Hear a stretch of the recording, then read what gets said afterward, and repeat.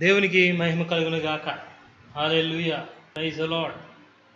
హల్లెలూయా, అందరికీ వందనాలు. దేవునికి మహిమ కలుగును గాక. క్రీస్తునందు ప్రియ దేవుని బిడ్డారా, యేసుక్రీస్తు దేవుని నామములో మీకు శుభాభివందనాలు తెలియజేస్తూ ఉన్నాను. ఈ ఉదయకాలపు పాఠ్య భాగంలోనికి మనము వెళ్ళడానికి ముందుగా ప్రార్థనతోటి ఈ కార్యక్రమాన్ని ప్రారంభించుకుందాం. ప్రార్థన. మహాగణుడైన మా ప్రియ పరలోక తండ్రి, మీకు వందనాలు, స్తుతులు, స్తోత్రాలు. నాయన తండ్రి, తిరిగి మరొక తరగతిలోనికి మేము కలుసుకోవడానికి కృప చూపినందుకు స్తుతిస్తున్నాం. ఈ ఉదయకాల సమయపు దీవెనల చేతను ఆశీర్వాదాలు చొప్పున నడిపించి మహిమ పొందమని, మేము ఆశీర్వాదకరమైన పాఠ్యభాగాన్ని నేర్చుకునేలాగున మా ఎడల కృపను అనుగ్రహించమని యేసు దీవెనామమున ప్రార్థించి వేడుకొనుచున్నాము తండ్రి, ఆమేన్. మంచిది ప్రియమైన వాళ్ళారా, ఈ పాటను విని ప్రభునామాన్ని మహింపరుస్తూ ముందుకు సాగిపోదాం.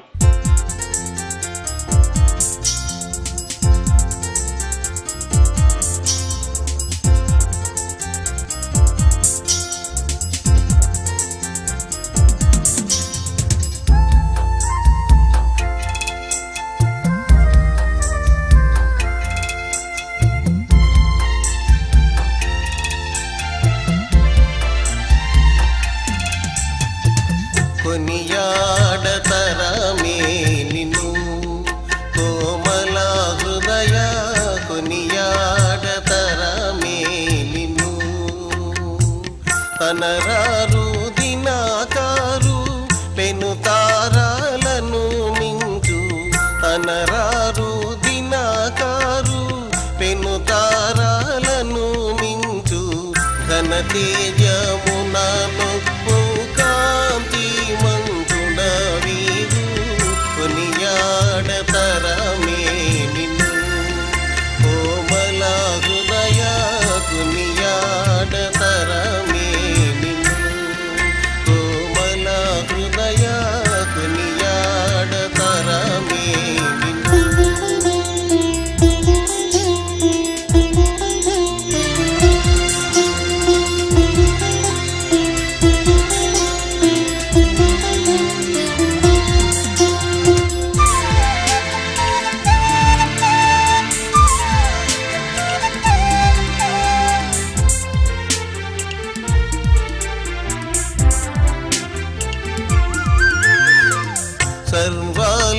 సర్వలోకంబుల బర్వు దేవుడవయ్యు, సర్వలోకంబుల బర్వు దేవుడవయ్యు.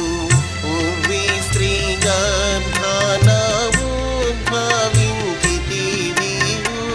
కొనియాడతరమే నిన్ను కోమల హృదయ, కొనియాడతరమే నిన్ను.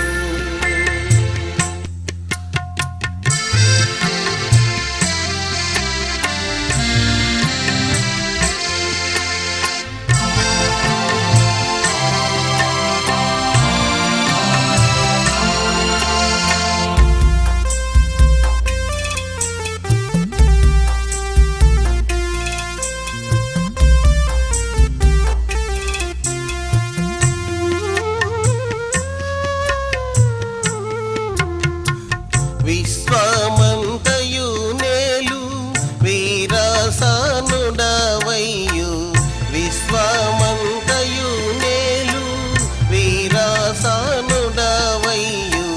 పస్వళితో దొట్టి పండియుంటివి నీవు, కొనియాడతరమే నిన్ను కోమల హృదయ, కొనియాడతరమే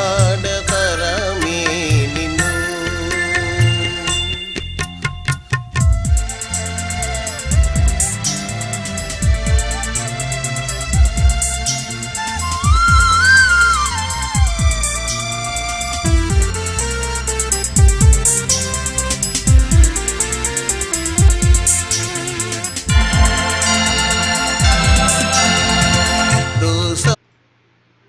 ఓకే, క్లాస్ ప్రారంభించుకుందాం.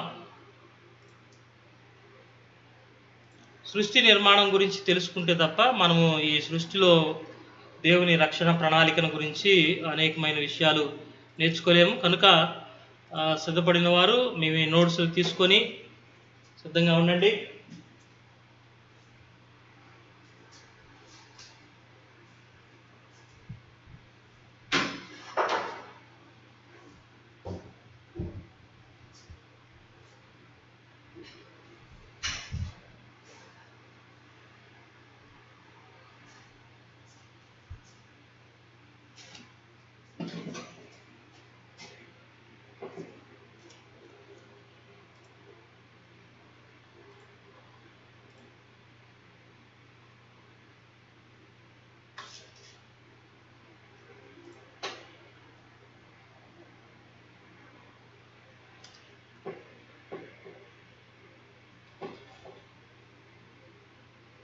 Praise Lord. దేవునికి మహిమ కలుగును గాక.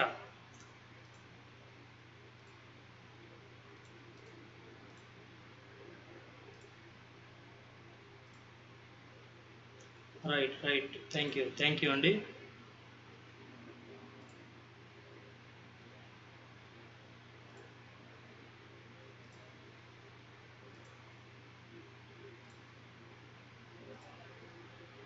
హల్లెలూయా.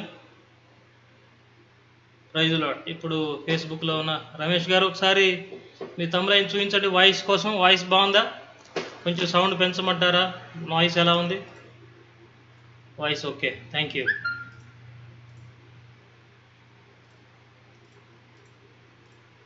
ఇతర గ్రూపులకు కూడా వీటిని కొంచెం షేర్ చేయండి. అనేకులు ఈ పాఠాలు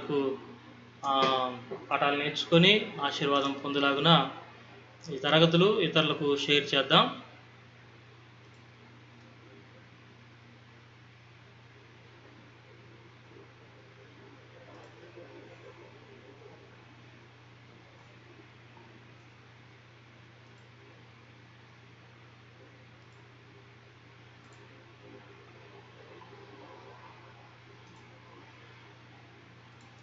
రైట్.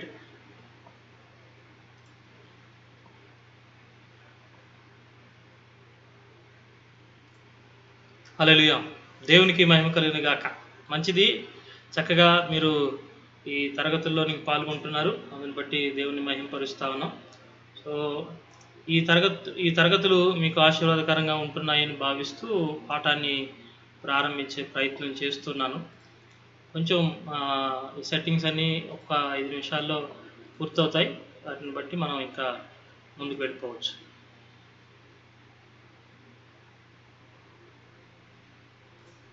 ఐదు నిమిషాలు కూడా పట్టదులేండి, త్వరగానే అయిపోయింది. ఇంకా ఒక క్లిక్ తోటి, జస్ట్ 1 క్లిక్ తోటి మనం ముగింపులోనికి వెళ్తాం.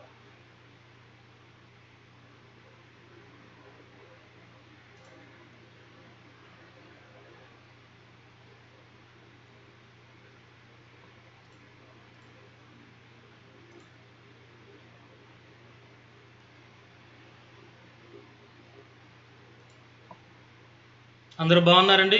ఈ ఆదివారపు ఆరాధనలో మీరు ఆత్మీయంగా జరిగించారని నమ్ముతున్నాను. సో సాధారణంగా ఒక అద్భుతమైన విషయం ఏంటంటే, మొదటి తరం పరిచర్య మరలా తిరిగి ప్రారంభించబడింది. మొదటి తరం పరిచర్యలోనికి మనం అందరం కూడా ఇక్కడ చేరుకోగలుగుతున్నాం. ఈ మొదటి తరం పరిచర్యను దేవుడు మరొకసారి మనకు అందిస్తున్నాడు. ఈ పరిచర్య ద్వారా మనము తిరిగి అపోస్తుల బోధలోనికి వెళ్ళబోతా ఉన్నాం. అంటే ఏదైతే అపోస్తులు వారి క్రమం చొప్పున వారి అపోస్తుల కార్యగ్రంథంలో చెప్పబడినట్లుగా ఇంటింట అన్న మాట నెరవేరుతా ఉంది. ఇంటింట అన్న పరిచర్య ప్రారంభమైన నాటి నుండి నేటి వరకు కూడా అనేకులు ఆశీర్వదించబడతా ఉన్నారు, అనేకులు మేలు పొందుకుంటా ఉన్నారు. సో సాధారణంగా చూడండి, సంఘాలలో నుండి ఈ ప్రత్యేకమైన ఏర్పాటు దేవుడే కలుగు చేశాడు. సంఘము ఆయన చిత్తమైంది. అయితే సంఘములో నుండి ఇంకొంచెం ఆయన బెటర్ థింగ్ కోసం ఈ ఏర్పాటు చేశాడని నేను భావిస్తా ఉన్నాను. రానున్న దినాల్లో సంఘ పరిచర్యలు సన్నగిలిపోతున్న తరుణంలో ఇప్పుడు మనం ఒక ప్రత్యేకమైన విషయంలోనికి వస్తా ఉన్నాం. అదేంటంటే, దేవుడు ఏది కోరుకుంటున్నాడో వాటి కొరకు మనం సిద్ధపడబోతా ఉన్నాం. దేవుని చిత్త ప్రకారం, దైవ చిత్తానుసారంగా మనము ఆ ఏర్పాటులోనికి వెళ్ళబోతున్నామని నేను భావిస్తా ఉన్నాను. కారణం ఏంటంటే, దేవుని చిత్త ప్రకారం ఈ రోజున సంఘాలు నిర్వహించబడుతున్నాయా అని అంటే, సాధారణంగా అందరూ కూడా చెప్పే పాఠం ఏంటంటే, ఏం లేదండి, అలాంటిది ఏం లేదు. మీరు కంగారు పడిపోయి అంతా దేవుని చిత్త ప్రకారం జరుగుతుందన్న స్టేట్మెంట్ ఇవ్వక్కర్లేదు అని సమాచారం ఇచ్చేవాళ్ళు ఉన్నారు. తర్వాత దేవుని చిత్తం కాదు ఏది సంఘము ఎటువంటి సంఘ పరిచర్య దైవ చిత్తానుసారమైంది అని ఎవరైనా అడిగితే బైబిల్లో ఏది ఉందో అదే దైవ చిత్తానుసారమైన పరిచర్య అని ఖచ్చితంగా ఘంటాపాఠంగా చెప్పగలిగిన దైవ సేవకులు బోల్డ్ మంది ఉన్నారు. అంటే బైబిల్లో ఏది ఉందో అది ఇప్పటికి జరగట్లేదని మనం అందరం గ్రహించాల్సిన పరిస్థితి వచ్చింది. కాబట్టి ఈ పరిచర్యను బట్టి, అంటే నా ఉద్దేశ ప్రకారం ఈ సేవా పరిచర్యలను బట్టి మనము ఏం గ్రహించాలి? దేవుడు తన చిత్తానుసారంగా పరిచర్యను జరిగిస్తున్నాడు. దేవుడు తన చిత్తానుసారంగా పరిచర్యను ముందుకు తీసుకొని పోతా ఉన్నాడు.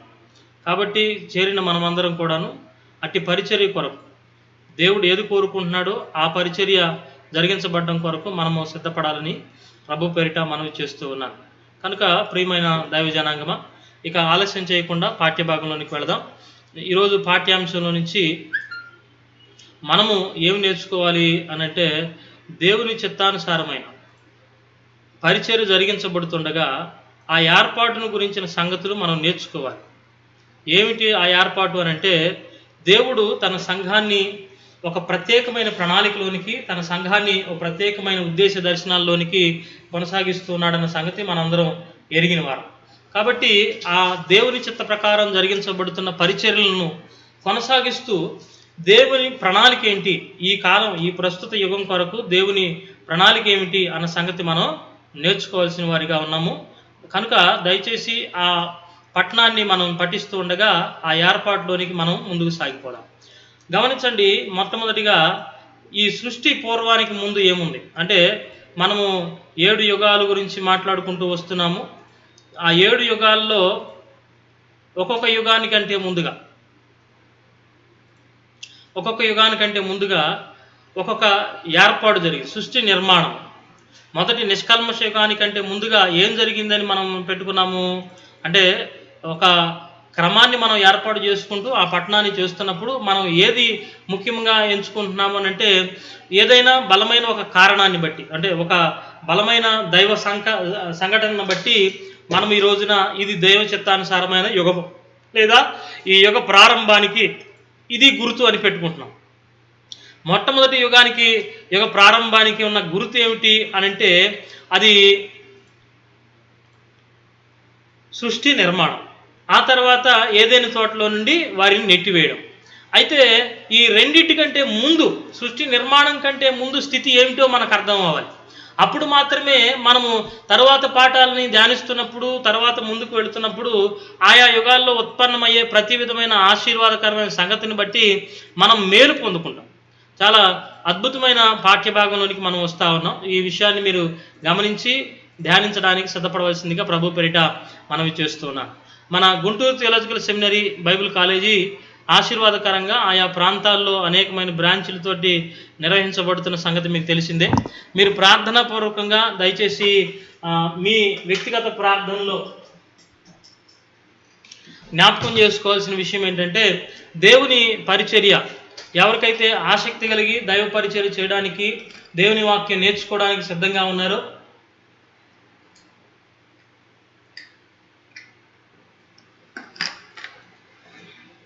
అటు వారికి సరైన వాక్య బోధన, ఖచ్చితమైన సిద్ధాంతాన్ని గురించిన విషయాన్ని నేర్పాలి. సరే, ఇక్కడ మీరు ఒకటి అర్థం చేసుకోవాలి. కాలాయుగాలు పాఠాన్ని నేర్చుకోబోయే ముందుగా మీరు తెలుసుకోవాల్సిన విషయం ఏంటంటే, బైబిల్ ఎవరికి అన్న సత్యాన్ని మీరు తెలుసుకోవాలి. చెప్పండి, బైబిల్ ఎవరికి? ఫేస్బుక్లో కామెంట్ చేసేవాళ్ళు, యూట్యూబ్లో లైవ్ చూస్తున్న వాళ్ళు, బైబిల్ ఎవరికి చెప్పండి? బైబిల్ ఎవరికి? మనకి కదా. బైబిల్ ఎవరికి? మనకి. మొదటిది, బైబిల్ మనకి అని చెప్తున్న వాళ్ళందరూ కూడాను 100కి 100 మార్కులు సాధించినట్టే.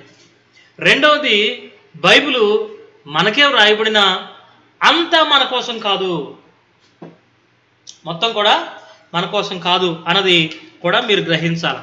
కొంత ప్రవచనాత్మకమైన విషయాలు ఉన్నాయి, కొన్ని చారిత్రాత్మకమైన విషయాలు ఉన్నాయి, కొన్ని ప్రస్తుతానికి అవసరమైన విషయాలు కూడా ఉన్నాయి, లేకపోలేదు. వీటన్నిటినీ క్రోడీకరించుకుని మనం ఒక క్రమమైన పద్ధతిలోనికి పేర్చుకున్న తర్వాత మనకు అర్థం కావాల్సిన విషయం ఏంటంటే, బైబిలు మన కోసమే అయితే మొత్తం మన కోసం కానే కాదు. కొన్ని ప్రవచనాలు ఉన్నాయి, కొన్ని వేరు వ్యక్తుల కోసం చెప్పబడిన ప్రవచనాలు ఉన్నాయి, కొన్ని వేరు రాజుల కొరకు చెప్పిన ప్రవచనాలు ఉన్నాయి, కొన్ని వేరు పరిస్థితుల గురించి, జరగబోతున్న భవిష్యత్తు గురించి, ప్రస్తుతము తర్వాత భవిష్యత్తు జరిగినది. చరిత్ర ఏమో గతంలో జరిగింది, ప్రవచనమేమో భవిష్యత్తులో జరిగేది. వర్తమానం కొరకు కూడా దేవుడు అనేక విషయాలను మనకు బైబిల్లో రాయించాడు. ఈ సంగతులను గుర్తుపెట్టుకొని మనము బైబిల్ని నేర్చుకుంటున్నప్పుడు, బైబిల్ని మనం అనుసరిస్తున్నప్పుడు, బైబిల్ని చదువుతున్నప్పుడు మనకి బైబిల్ అయితే మనకు మొత్తం కాదు. బైబిల్ మొత్తం మన కోసం కాదు.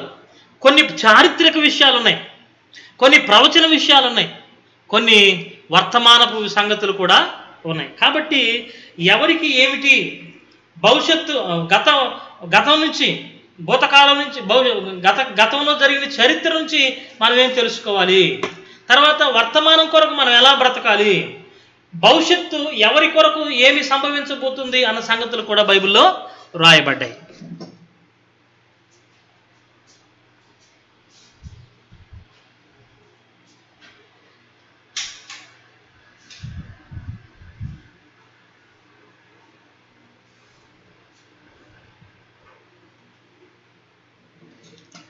కనుక ఆ సంగతులను మనం తప్పక గమనించాలి, వాటిని గురించిన ఒక ప్రత్యేకమైన అధ్యయనాన్ని మనం చేసుకోవాలి.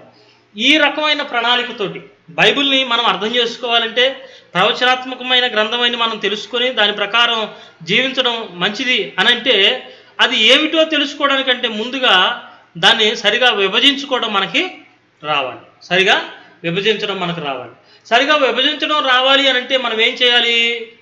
చదవాలి. మనం ఏం చేయాలి? బైబిల్ని చదవాలి. బైబిల్ని చదవడం ఎందుకు? ఈ పట్టణాన్ని మీరు జాగ్రత్తగా గమనిస్తే, ఎందుకు బైబిల్ మనం చదవాలి? తిమోతి పత్రిక, బైబిల్ని మనం ఎందుకు చదవాలి అని అంటే, గతం ఏమిటి, వర్తమానం ఏమిటి, భవిష్యత్తు ఏమిటి అన్న సంగతులు తెలుసుకోవడానికి చదవాలి. అందుకనే దైవజనుడు సన్నద్ధుడై 2వ అధ్యాయము తిమోతి పత్రిక 15వ వచనాన్ని మనం చదువుకుందాం. 2వ తిమోతి 2వ అధ్యాయము 15వ వచనం. దేవుని ఎదుట యోగ్యునిగాను, సిగ్గుపడనక్కర్లేని పనివానిగాను సత్యవాక్యమును, గమనిస్తున్నారా?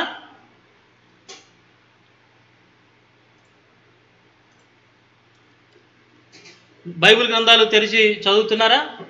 మీ వాక్యాన్ని, అంటే మీ బైబిల్ గ్రంథాన్ని మీ దగ్గర పెట్టుకొని ఈ పట్టణం కొరకు సిద్ధపడండి.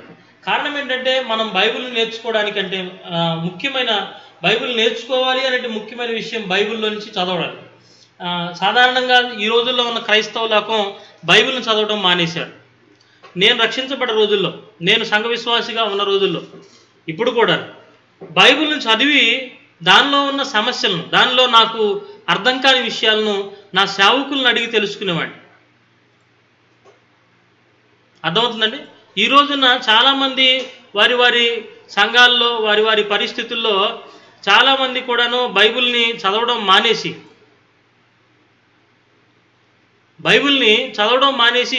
కేవలం ఆన్లైన్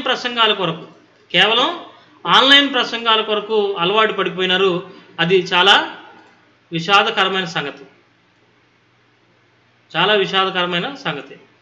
ఎందుకు అంటే, సంఘం ఈ రోజున ఆ పట్టణాన్ని ఆ విధమైన ప్రేరణను తగ్గించేసింది. అంటే నా మాటకున్న అర్థం ఏంటంటే, సంఘము ఏదైతే బోధించాలో ఆ బోధను వదిలేసింది.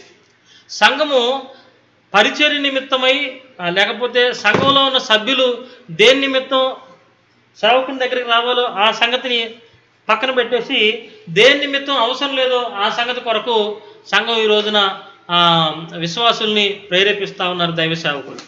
ఇది చాలా బాధాకరమైన సంగతి, ఆశీర్వాదకరమైన సంగతి కానే కాదు. కారణం ఏంటంటే సంఘంలో ఎప్పుడూ కూడాను బైబిల్ చదవకుండా, సంఘ విశ్వాసి ఎప్పుడూ కూడాను బైబిల్ చదివిన వ్యక్తిగా కాకుండా వినే వ్యక్తిగా ఉంటాడో దానివల్ల ఆత్మీయ మేలు అతను పొందుకోలేడని మనం బైబిల్ గ్రంథ పఠనం ద్వారా, యాకోబు పత్రిక ద్వారా మనం నేర్చుకోవచ్చు. మీరు వినువారు మాత్రమై ఉండక విని వాటి ప్రకారం చేయువారునై ఉండాలని వాక్యం తెలియజేస్తా ఉంది. కొంచెం లైటింగ్ ఓవర్ అయినట్టుంది, కొంచెం గమనించి ముందుకు వెళ్దాం. తర్వాత ఈ పఠనాన్ని నేర్చుకోవడానికంటే ముందు, అంటే గత బైబిల్ కాలాల యుగాల గురించి మనం నేర్చుకుంటున్నప్పుడు బైబిల్ మనకివ్వబడినప్పుడు మనం బైబిల్ మొత్తం ఆది కాండం నుండి ప్రకటన గ్రంథం వరకు మనకి ఇవ్వబడలేదు. కొంత ప్రవచనాత్మకంగా వేరే వారి కోసం ఇవ్వబడింది, సంఘం కోసం కొంత ఇవ్వబడింది. తర్వాత బైబిల్ చెప్పబడిన మాట ఏంటంటే మనము ఈ రోజున ఓ గొప్ప మర్మయుక్తమైన బోధలో, లేకపోతే దేవుని దాచబడిన మర్మంలోనికి పిలువబడిన సభ్యులుగా మనం ఈ రోజున ఉన్నాం. పౌలు అంటాడు కదా, ఈ మర్మము ఇంతకుముందు వాళ్ళకి లేదు, ఈ మర్మం ఇంతకుముందు వాళ్ళకి ఈ మర్మం తెలియబడలేదు. మనకంటే ముందున్నవారు, మనకంటే యోగ్యులైన వారికి ఈ మర్మం బయలుపరచబడలేదట. కానీ ఎవరికి ఈ మర్మం బయలుపరచబడింది అని అంటే బైబిల్ చెప్తున్న మాట ఏంటంటే, ఈ మర్మము అంటే మనం ఈ పట్టణం ప్రారంభంలోనే నేర్చుకున్నాం. యేసు ప్రభు వారు తన శిష్యులకు చెప్పిన మాట ఏంటంటే, మీరు వింటున్న సంగతులు వారు వినలేకపోయారు, ప్రవక్తలైన వారు ఎదురు చూశారు, దాన్ని వారు పొందుకోలేకపోయారు, కానీ మీరు ధన్యులు, వీటిని మీరు నేర్చుకోగలుగుతున్నారు. ఈ పట్టణాన్ని మనం అర్థం చేసుకునే ప్రయత్నం చేద్దాం. కొంచెం కెమెరా అడ్జస్ట్మెంట్ అయ్యింది అనుకుంటున్నాను. సో సాధారణంగా మీకు అర్థమవు రీతిలో ఈ పాఠాలు ఉండాలని కొంచెం రిస్క్ తీసుకోవాల్సిన పరిస్థితి వచ్చింది ఇరుకులో. అంటే ఇంతకుముందు బయట పెట్టాం, కొంచెం బయట సెక్యూరిటీ లేని కారణం చేత లోపలికి మార్చాం. అందుకని తరగతి కొంచెం మీకు ఇబ్బందికరంగా ఉండొచ్చు. ఈ ఎఫెక్ట్లన్నీ కూడా నా వెనక బ్యాక్ డ్రాప్ వస్తూ ఉంది. సో వాటన్నిటిని కూడా మనం ఫేస్ చేస్తూ ఉన్నాం. కొంచెం వెసులుబాటు చేసుకునే ప్రయత్నం చేద్దాం. సో కాబట్టి బైబిల్ని చదవడం, బైబిల్ని చదివేట్టుగా మనం సంఘాన్ని ప్రేరేపించడం మనకెంతో ఆశీర్వాదకరమైన సంగతి. అందుకొరకు మనం సిద్ధపడం. రైట్ అండి. ఎవరైతే ఈ ఆన్లైన్ చూస్తున్నారో వాళ్ళందరికీ ధన్యవాదాలు. మరొకసారి మనం ముందుకు వెళదాం.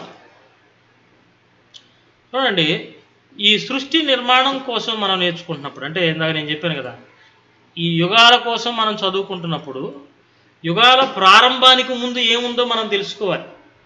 అలా తెలుసుకోకపోవటం వలన ఏది పడితే అది నిజమని నమ్మేస్తాం. గతంలో శనివారం పాఠంలో మనం మాట్లాడుకున్నాము, అదేంటంటే గ్యాప్ థియరీ కోసం మనం మాట్లాడుకున్నాం. అంటే సృష్టి కంటే ముందు దేవుడు దేవదూతలను చేశాడు, దేవదూతలు పాపం చేశాయి, దేవదూతల్లో పాపం పెరిగింది, అందుకని దేవుడు దేవదూతల్ని పాపం చేసినందున వారిని బయటకు నెట్టివేసినట్లుగా మనం చూసాం. అది సత్యమైంది కాదని, అది సత్యమైంది కాదని, దానివల్ల మనకి ఏమాత్రం ఆత్మీయ ఉపయోగం లేదని, నిజానికి సాతానుడు పడిపోవడానికి అక్కడ పాపానికి సంబంధించిన, లేకపోతే పాప ప్రేరణకు సంబంధించిన విషయం దేవుని దగ్గర లేదని, దేవుని ఎదుట ఏది కూడాను అంటే పాపము దేవుని దగ్గర పరలోకంలో లేదు అన్న సంగతి మనం గమనిస్తూ పఠిస్తూ వచ్చాం. ఇది మనం నేర్చుకున్న పాఠం. రెండవది, దేవుని సన్నిధిలోంచి సాతాను పడిపోవడానికి గల కారణం వేరే ఉంది అని కూడా మనం ప్రస్తావన చేసుకున్నాం. అదేమిటి?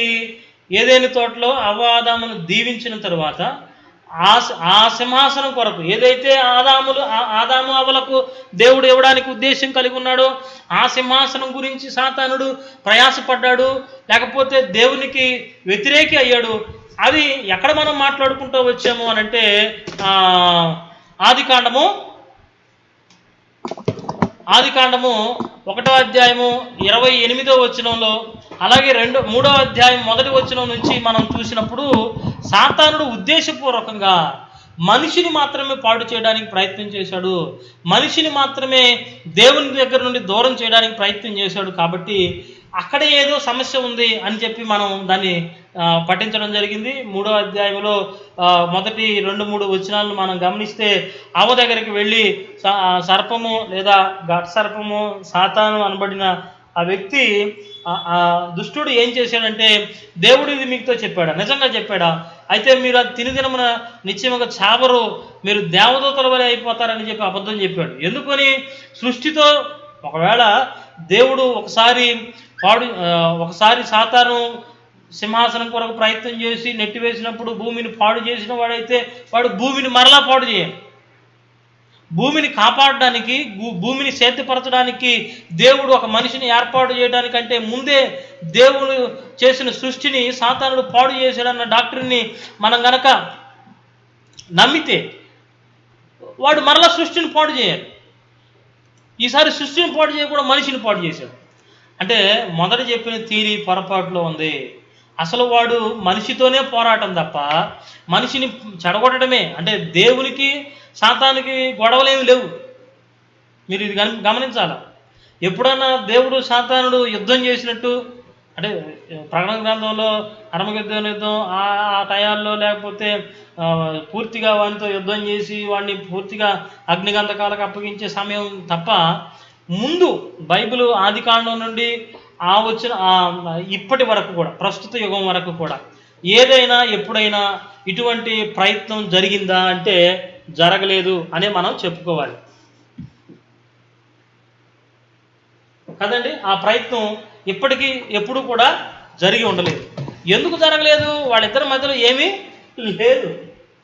దేవునికి సాతానుకు మధ్య చెప్పుకోవాల్సినంత వైరం కానీ, లేకపోతే వాళ్ళిద్దరూ పోటా పడి తనుకోవాల్సినంత చైర్ కోసం, అంటే పదవి కోసం అయిన పోరాటం వాళ్ళిద్దరి మధ్యలో లేదు. ఇది మనం గమనించాలి. అలా కనుక ఉండుంటే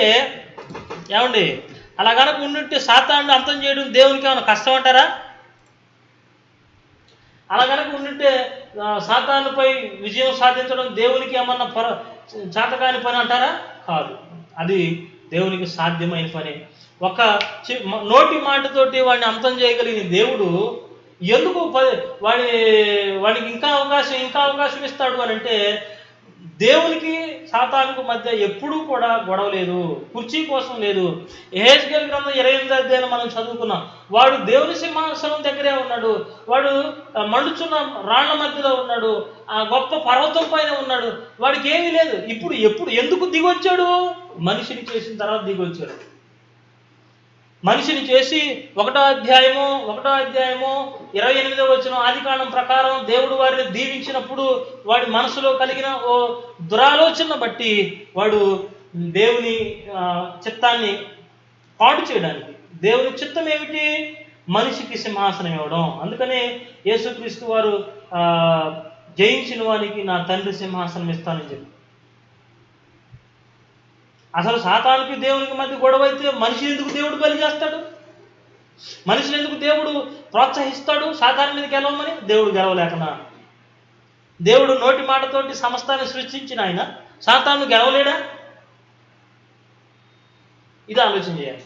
2 సార్లు సృష్టి జరగలేదు, ఒకసారే సృష్టి జరిగింది. అది కూడా మానవుని కొరకు. దేవుని భూమి సృష్టించిన తర్వాత మానవుని ఏదైనా తోటలో పెట్టేంత వరకు అంత సవ్యంగానే ఉంది. ఏదైనా తోటలో లూసిఫర్ కూడా ఏర్పాటు చేయబడిన కెరూబు కూడాను వాడు అక్కడ సంచరిస్తూ ఉన్నట్లుగా మనం వచనంలో మనం చదువుతాం. చూడండి, బైబిల్ గ్రంథంలో నుంచి ఈ పట్టణాన్ని చదివేటప్పుడు సృష్టి కంటే ముందుగా, లేదా మొదటి యుగ ప్రారంభానికంటే ముందుగా ఏముంది? ఏదైనా తోటలో సృష్టి నిర్మాణం అయిపోయిన తర్వాత అవాదాములు పెట్టిన దగ్గర నుంచి వారు బయటికి నెట్టివేయబడేంత వరకు మొదటి యుగంగా మనం చదువుతున్నప్పుడు అంతకంటే ముందు ఏమి ఉంది, ఏం జరిగింది అనేది మనం నేర్చుకోవాల్సిన వారిగా ఉన్నాము. ఈ పట్టణం అందుకోసమే మీకు ఏర్పాటు చేయడం జరుగుతుంది. రైట్. మొదట నిత్యత్వం నుండి ఉన్న దేవుడు అని మనం గమనించాలి. ఈ పాఠంలో మొట్టమొదటిది దేవుడు నిత్యత్వం నుండి ఉన్నాడు. అంటే అసలు ప్రారంభం నుండి ఎటర్నిటీ నుంచి ఆయనే ఉన్నాడు. నిత్యత్వం నుండి ఆయనే ఉన్న దేవుడిని మనం గమనించాలి.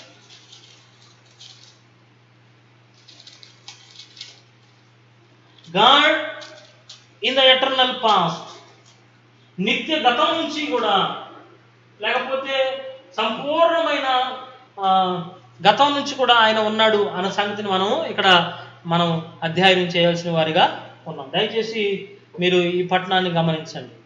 కీర్తన గ్రంథం 90వ కీర్తన 2వ చరణం. 90వ కీర్తన 2వ చరణం. యుగ యుగములో నీవే దేవుడవు అన్న వచనాన్ని ఇక్కడ మనం చూస్తాం.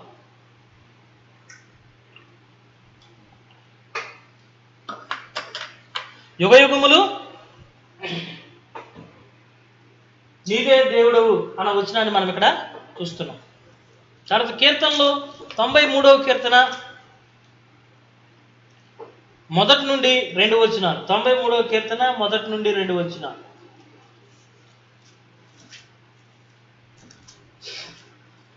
వచనాలు రాసుకోవాలి. అసలు దేవుడు ఎలా ఉండేవాడు, దేవుడు ఉన్నాడా అని ఎవరైనా మిమ్మల్ని అడిగితే ఈ కథ చెప్పండి. రాసుకుంటున్నారండి? నోట్స్ రాసుకుంటున్నారా? దయచేసి మీ నోట్స్, మీ బైబిల్ గ్రంథాలు తెరచి ఈ వచనాలు రాసుకోండి.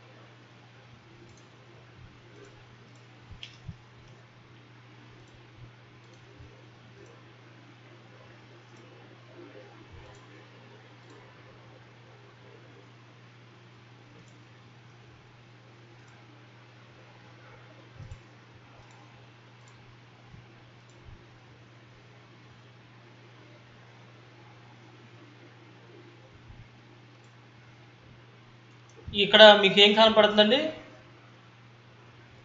పాలు వెన్న కనపడుతుందా లేదా? సార్ జాగ్రత్త చూడండి. పాలు వెన్న కనపడతాయి మీకు. ఎవరైనా మిమ్మల్ని దేవుడు ఉన్నాడా అని అడిగినప్పుడు వాళ్ళతో మీరు ఏం పెద్దగా వాదనలు ఏం పెట్టుకోక్కర్లేదు. ఇక్కడ రాయబడిన ఈ మీకు చూపించే ఈ పాలు వెన్నల కథ ఒకటి చెప్తే సరిపోతుంది. అదేంటంటే, ఈ మాటల్ని శ్రీ రామకృష్ణ పరమహంస చెప్పారండి. వాటిని మనం ఇక్కడ మీ ముందు పెడతా ఉన్నాను.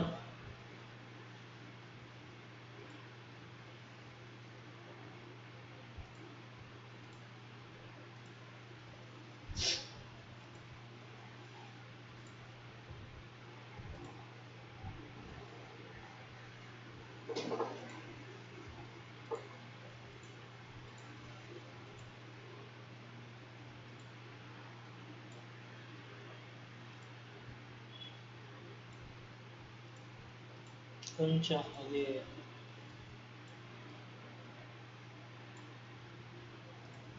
రైట్ అండి.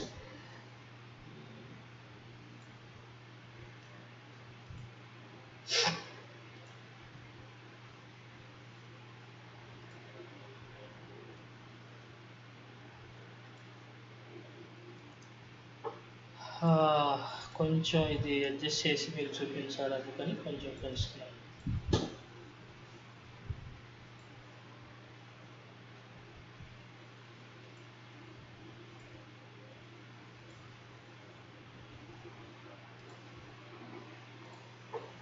రైట్. ఇక్కడ మీకు పాలు వెన్నలు కనపడుతున్నాయి కదా, వీటిని గురించి మీరు ఎప్పుడైనా ఆలోచన చేస్తే ఈ మాట చెప్పచ్చు.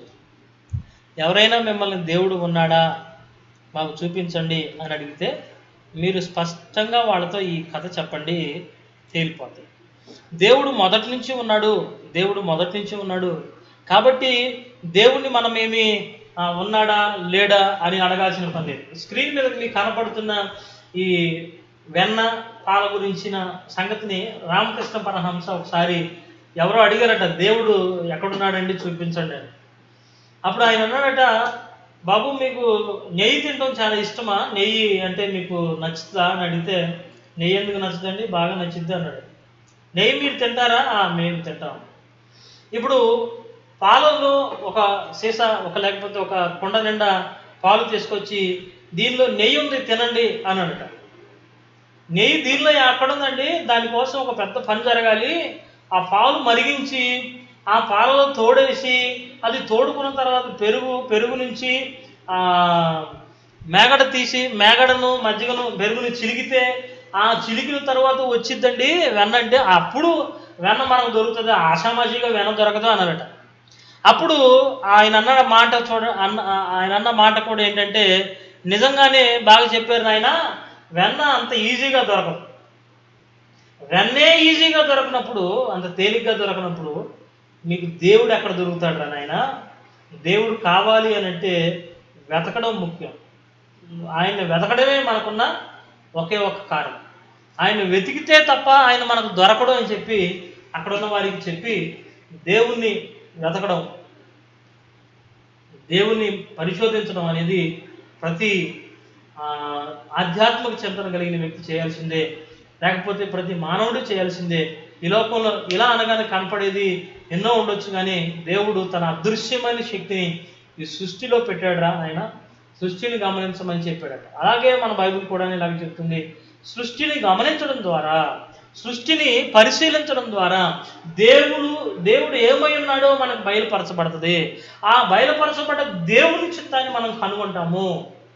అప్పుడు దేవుని కార్యాలు మనం చూస్తాం. దేవుడు ఏమైనాడు మనకి అప్పుడు అర్థం. ఎథెన్స్లో ఉన్న సంఘానికి కూడా పౌలు అలాగే సువార్తను ప్రకటించినాడు. ఇక ముందుకు వెళదాం.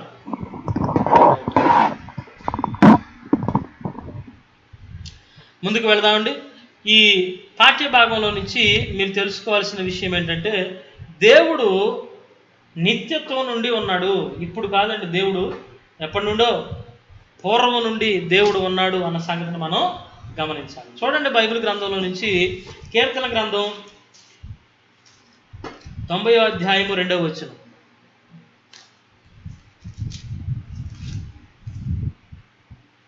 పర్వతములు పుట్టక మునుపు, భూమిని లోకమును నీవు పుట్టింపక మునుపు, యుగ యుగములు నీవే దేవుడువు. ఇప్పుడు దేవుడు ఎప్పటి నుండి ఉన్నాడని ఈ వచనం తెలియజేస్తుంది అని అంటే, మనం ఏదైతే పట్టణం చేయబోతున్నామో, సృష్టి పూర్వానికి అంటే ముందుగా 7 యుగాలను మనం నిర్మించుకున్నాము. అంటే మనకున్న పట్టణం ఆధారంగా ఇంతకుముందు నేను చెప్పాను 7 యుగాలు ఎందుకు అనే సంగతి చెప్పుకుంటూ వచ్చినప్పుడు నేను మీకు ఈ పాఠం కూడా చెప్పాను.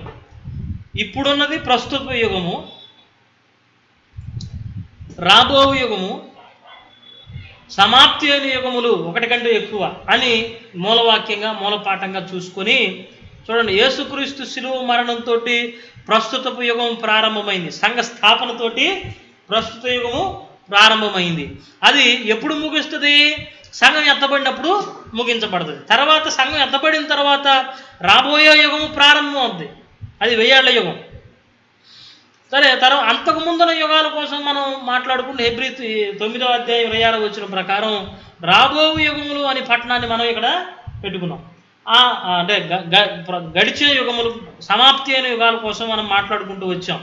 ఆ సమాప్తి అయిన యుగాల కోసం మాట్లాడుకుంటున్నప్పుడు ఆ సమాప్తి అయిన యుగాలు ప్రారంభాన్ని మనం మాట్లాడుకుంటూ వచ్చాము. అవి 7 యుగాల కోసం మనం మాట్లాడుకున్నాము. మొదటిది నిష్కల్మష యుగం. ఆ మొదటి నిష్కల్మష యుగానికంటే ముందు ఏముంది? సృష్టి నిర్మాణం ఉంది. సృష్టి నిర్మాణంలో దేవుని స్థితి ఏమిటో నీకు అర్థం అవ్వాలి. సృష్టి నిర్మాణం కంటే ముందు దేవుడు ఏమై ఉన్నాడో, అంతకు ముందున్న పరిస్థితులు ఏమిటి, ఎందుకు దేవుడు సృష్టిని చేశాడు, ఇవన్నీ మనకు తెలిస్తే తప్ప నిష్కల్మష యుగంలోనికి వెళ్ళడానికి లేదు. అది సమస్య. అందుకని మనం ఈ ఉపోద్ఘాతాలుగా ఒక్కొక్కటి చెప్పుకుంటూ వెళుతున్నాం.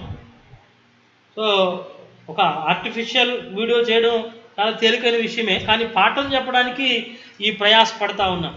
తర్వాత 93వ అధ్యాయము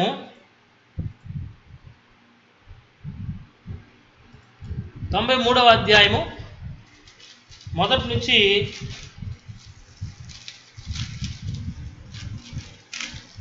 2 వచనాలు చదువుదాం. యెహోవా రాజ్యము చేయుచున్నాడు, ప్రభావమును ఆయన వస్త్రముగా ధరించి ఉన్నాడు.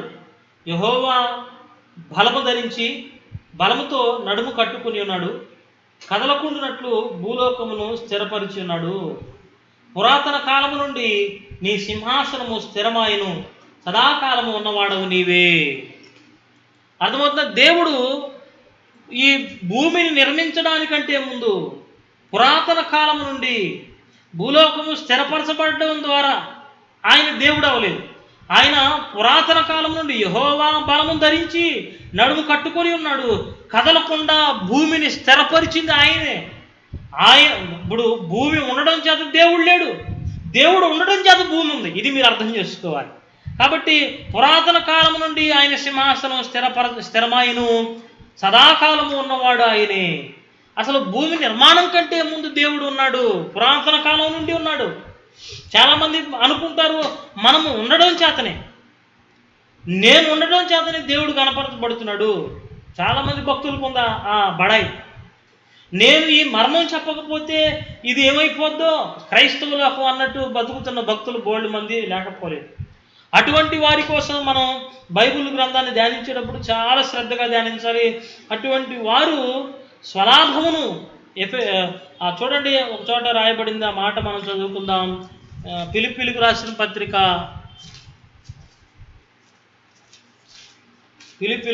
పత్రిక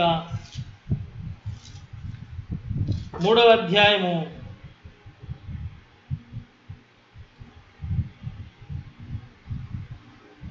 18వ వచనం. నేను అనేకులు క్రీస్తు శిలువకు శత్రువులుగా నడుచుకొనుచున్నారు. వీరి గురించి మీతో అనేక పర్యాయములు చెప్పి ఇప్పుడును ఏడ్చుచూ చెప్పుచున్నాను. నాశనమే వారి అంతము, వారి కడిపి వారి దేవుడు. తాము సిగ్గుపడవలసిన సంగతుల యందు అతిశయపడుచున్నారు. భూ సంబంధమైన వాటి యందే మనసునుంచుచున్నారు. మన పౌరస్థితి పరలోకమందున్నదని అక్కడ నుండి ప్రభు అయిన యేసుక్రీస్తు అను రక్షకుని నిమిత్తము కనిపెట్టుచున్నాము. సమస్తము తనకు లోపరుచుకొనజాలని శక్తిని బట్టి ఆయన మన దీన శరీరమును తన మహిమ గల శరీరమునకు సమాన రూపము గలదానిగా మార్చును.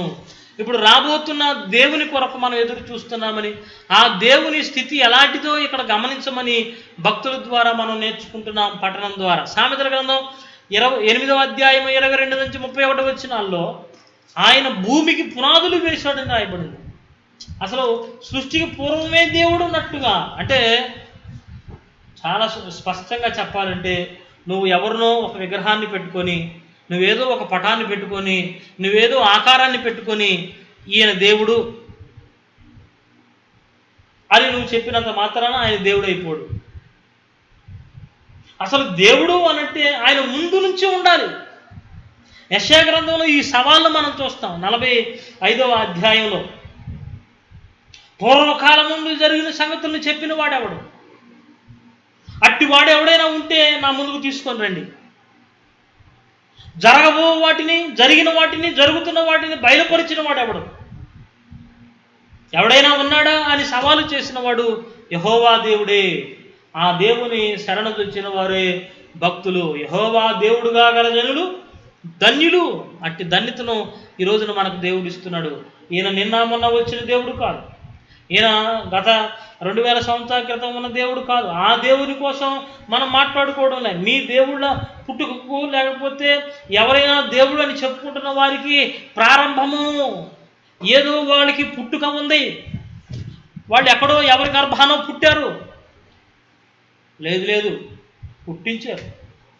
నాకు తెలియక అడుగుతాను, దేవుడు అని పిలువబడుతున్నవాడు మనిషిగా, మానవుడిగా జన్మించడానికి గల కారణం ఏంటి? వాళ్ళ జన్మ కారణం ఏమిటిరా అంటే శిష్ట రక్షణ, దుష్ట శిక్షణ అని అంటారు. దుష్టుల్ని శిక్షించేవాడు దేవుడైతే ఏమండి, ఆ దేవుడు అన్న పదానికి అర్థం ఏంటి చెప్పండి? ఇంకా ఆ దేవుడు ఎవరు అన్న తర్కంలో నేను వెళ్ళదలుచుకోలేదు. అదంతా వ్యక్తిగత విమర్శ చేసుకుంటే అర్థమైపోతుంది. దానికి ఏమి డిబేట్లు అక్కర్లా. స్వవిమర్శ చేసుకొని దేన హృదయంతో దేవుడు ఎవరో అని పరిశీలన చేస్తే అర్థమైపోతుంది. కామ, క్రోధ, మద, మత్సరాలను విడిచి వాటిపైన జయించిన వాడు దేవుడు. అవన్నీ ఉన్నవాడు దేవుడు కాదు. కొన్నిసార్లు దేవుడుగా ప్రవర్తించి, కొన్నిసార్లు దేవుడుగా ప్రవర్తించని వాడు, లేకపోతే అసలు దేవుడు అని చెప్పుకోవడానికి ఏమాత్రం ఇంకా లోతైన పాఠాలు నేను చెప్పడానికి, ఆ విషయంగా చెప్పడానికి నేను అంత ఇంట్రెస్ట్గా లేను. ఎందుకంటే నా పాఠం అది కాదు. కాబట్టి పాఠం తప్పుదారి పట్టకుండా మనం ముందుకు సాగే ప్రయత్నం చేద్దాం. దేవుడే ఉన్నాడని మనం గమనించడానికి ఈ ప్రకృతిని గమనిద్దాం. ఆయన అదృశ్య లక్షణాలను గమనిద్దాం. ఏమండి? తర్వాత పాఠంలో కొంచెం ముందుకు వెళ్ళే ప్రయత్నం చేద్దాం. ద్వితీయోపదేశకాండం 29:29 రహస్యములు మన దేవుడిని యెహోవాకు చెందును. అంతకు ముందున్నదంతా కూడా ఏది రహస్యంగా ఎంచబడుతుందో, ఏది మర్మంగా ఎంచబడుతుందో అది దేవునికి చెందింది. సో ఇలాగూ దేవుడు నిత్యత్వంలో ఉన్నట్లుగా మనం కొన్ని వచనాలను మనం ధ్యానిస్తున్నాం. తర్వాత పాఠాన్ని హెడ్డింగ్ని మీరు రాసుకోండి. అంటే ఇంతకుముందు చెప్పిన వచనాలన్నీ కూడా మీకు ఆశీర్వాదకరంగా ఉంటాయి. వాటిని ధ్యానించడానికి ప్రయత్నం చేయండి. దేవుడు నిత్యత్వం నుండి, ఆయన మొదటి నుండి సృష్టికి పునాదులు వేసింది ఆయన ఉన్నందునే మనం కలిగాము తప్ప మనమున్నందున దేవుడు అవ్వలేదు. మనం కొబ్బరికాయ కొట్టకపోయినంత మాత్రాన, మనం దేవుడని అంగీకరించినంత మాత్రాన ఆయన దేవుడు కాకుండా పోడు. ఎవరో యెహోవాను దేవుడని ఒప్పుకోలేదని, ఎవరో యేసుక్రీస్తుని దేవుడని ఒప్పుకోలేదని, ఎవరో బైబిల్లో ఉన్న దేవుణ్ణి అంగీకరించలేదన్నంత మాత్రాన దేవుడు కాకుండా పోడు. ఇది మనం అర్థం చేసుకోవాలి. రైట్ అండి? మన దేవుడై ఉన్నందున దేవుడయ్యాడు తప్ప దేవుడుగా ఎవరో చేస్తే దేవుడు అవ్వలేదు. ఈ 4 వచనాలు మీ నోట్స్లో రాసుకోనండి. తర్వాత పాఠంలోకి వెళ్దాం. నిత్యత్వం నుండి ఉన్న దేవుడు. కీర్తన 90 అధ్యాయం 2వ వచనం. కీర్తన 93 1 నుండి 2 వచనాలు.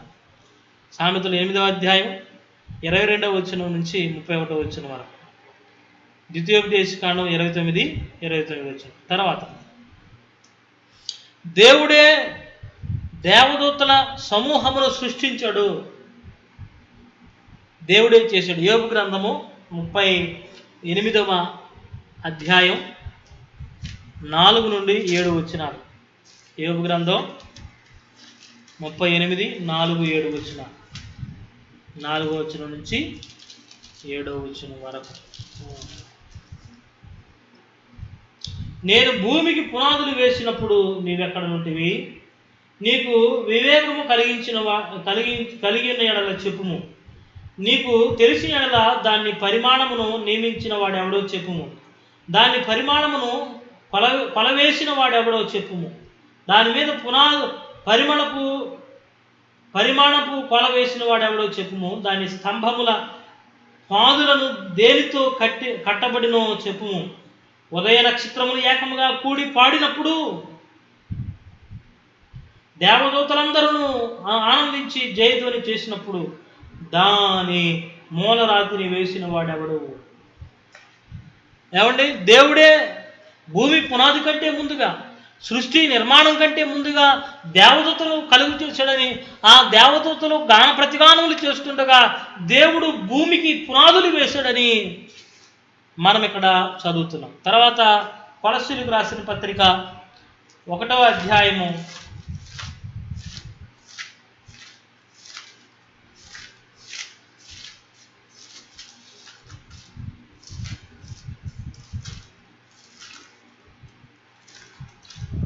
15వ వచనం నుండి 19వ వచనం వరకు. కొలస్సీ 1:15 నుండి 19 వరకు. ఆయన అదృశ్య స్వరూపి అయిన సర్వ సృష్టికి, ఆయన అదృశ్య దేవుని స్వరూపి అయి సర్వ సృష్టికి ఆది సంభూతుడై ఉన్నాడు. ఏలయనగా ఆకాశమందునవియు భూమి అందునవియు అదృశ్యమైనవి కానీ దృశ్యమైనవి కానీ అవి సింహాసనములైనను ప్రభుత్వములైనను ప్రధానులైనను అధికారులైనను సర్వమును ఆయన సృజింపబడిను, సర్వమును ఆయన ద్వారాను ఆయనను బట్టి సృజింపబడెను. అర్థమైందా? దేవుడు సమస్తమును ఆయన ద్వారా ఆయన్ని బట్టి సృజించాడట. ఏమిటి సృజించబడినవి అని అంటే అన్నీ కూడాను ఆయన ద్వారా. అంటే ఇక్కడ మీరు చదువుకోవచ్చు, కొలస్సీ 1:15-16 వచనాల్లో 19 వచనం వరకు చదువుకోవచ్చు. దృశ్యమైనవి, ఆకాశమందున్నవి, భూమి అందున్నవి, దృశ్యమైనవి అదృశ్యమైనవి, సింహాసనములు, ప్రభుత్వములు, ప్రధానులు. ఇక్కడ ప్రధానులు అన్న పదం మనం గత శనివారం పాఠం చదువుకున్నాం. దేవదూతల కోసం మనం మాట్లాడుతాం.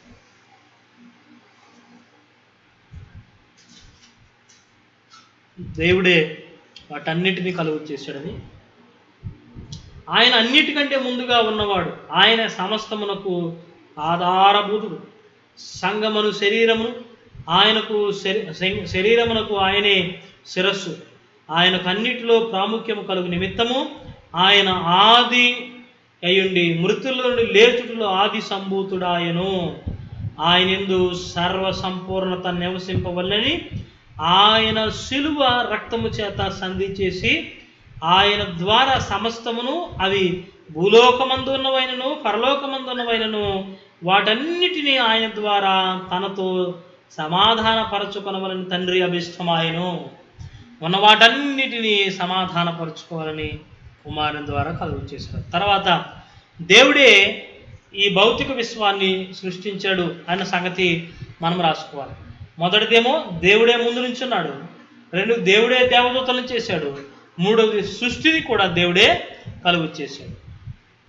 ఆది కాండము 1వ అధ్యాయం 1వ వచనం, హెబ్రీ 11:3,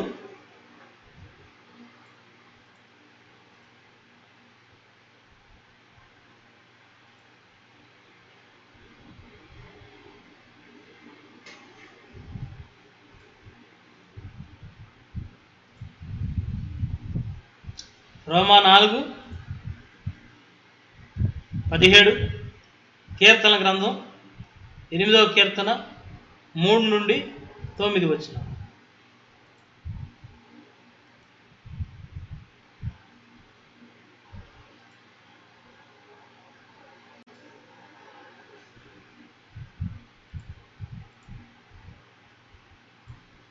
రాసుకున్నారా?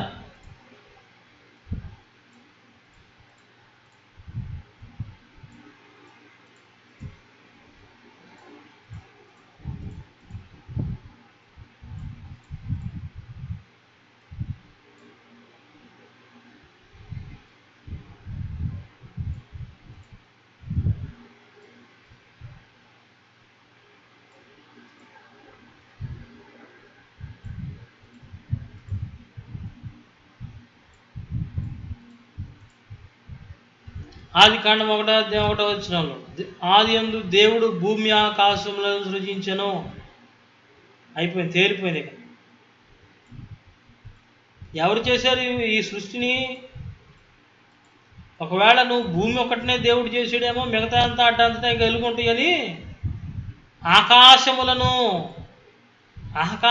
అని అంటే 148వ కీర్తన చదవాలి. ఇప్పుడు మళ్ళీ ఏమిటి ఆకాశాలు? ఇది చదవండి, 148వ కీర్తన మొదటి నుండి కొన్ని వచనాలు. 148వ కీర్తన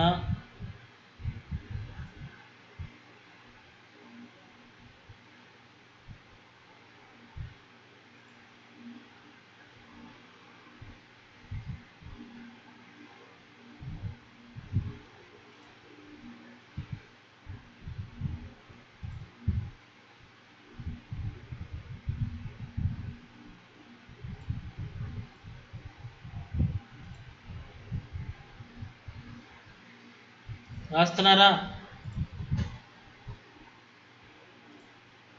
ఆన్లైన్లో ఉన్నవాళ్ళు సమాధానం చెప్పాలి. ఎవరు లేరా? ఫేస్బుక్లో ఎవరు లేరు? వాట్సాప్లో, యూట్యూబ్లో ఉన్నారు.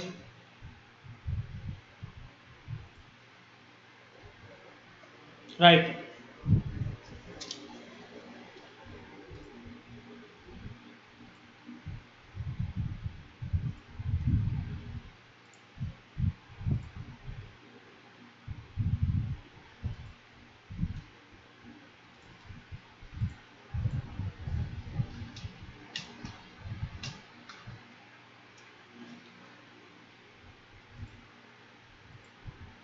రైట్ అండి. ఈ వచనాలు రాసుకోండి. దేవుడు సృష్టికి ముందు నుంచి ఉన్నాడు.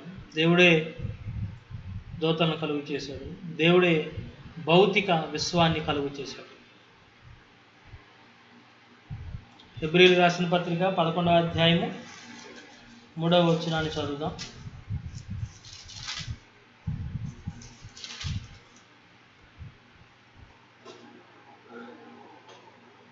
ప్రపంచములు దేవుని వాక్యముల నిర్మాణమై ఉన్నవి. ప్రపంచములు దేవుని వాక్యముల నిర్మాణమై ఉన్నవనియు అందును బట్టి దృశ్యమైనది కనబడిన పదార్థములచే నిర్మింపబడలేదనియు విశ్వము చేత గ్రహించుకొనుచున్నాము. విశ్వాసము చేత గ్రహించుకుంటున్నాము. ఏమి గ్రహిస్తున్నాము? ఈ అదృశ్యమైనవన్నీ అదృశ్యమైన కనబడేడు పదార్థములచే నిర్మింపబడలేదు. కనబడని పదార్థాల చేత దేవుడు వీటిని కలుగు చేశాడు. అంటే మానవ కంటితో మనం చూడలేని అనేకమైన విషయాలతో దేవుడు కలుగు చేశాడు. ఈ వచనాలన్నీ రాసుకున్న తర్వాత నెక్స్ట్ స్లైడ్కి వెళదాం. ఇప్పటికే గంట అయిపోయింది. పూర్తిగా సమయాన్ని మనం సద్వినియోగం చేసుకోవాల్సిన వారిగా ఉన్నాం.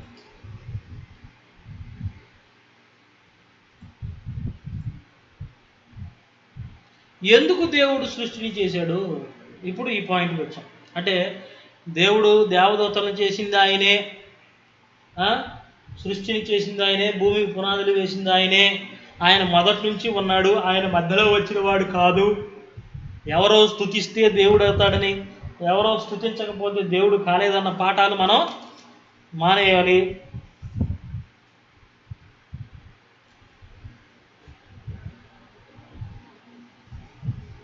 యెషయా గ్రంథం 45వ అధ్యాయం 18వ వచనం.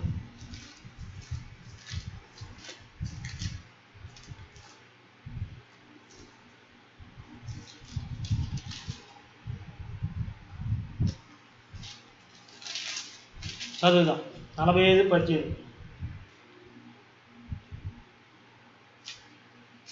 వారు వివేచింపరు, గ్రహింపరు.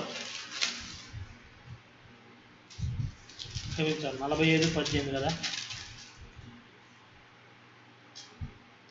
ఆకాశములకు సృష్టికర్తయగు యెహోవాయే దేవుడు. ఆయన భూమిని కలుగు చేసి దాన్ని స్థిరపరిచెను. నిరాకారముగా ఉండునట్లు ఆయన దాన్ని సృజింపలేదు, నివాస స్థలమగునట్లు దాన్ని సృజించెను. ఆయన సెలవిచ్చినదేమనగా, యెహోవాను నేనే, మరి ఏ దేవుడు లేడు. అంధకార దేశములోని మరుగైన చోటను నేను మాటలాడలేదు. మాయాస్వరూపుడనైనట్టు కింద వ్యర్థముగా నీ చెరుపుకున్నట్టు వ్యర్థముగా నన్ను వెదకుడని యాకోబు సంతో నేను చెప్పలేదు. అంటే దేవుడు ఎందుకు ఈ సృష్టిని చేశాడు అనంటే తనను వెదకు నిమిత్తము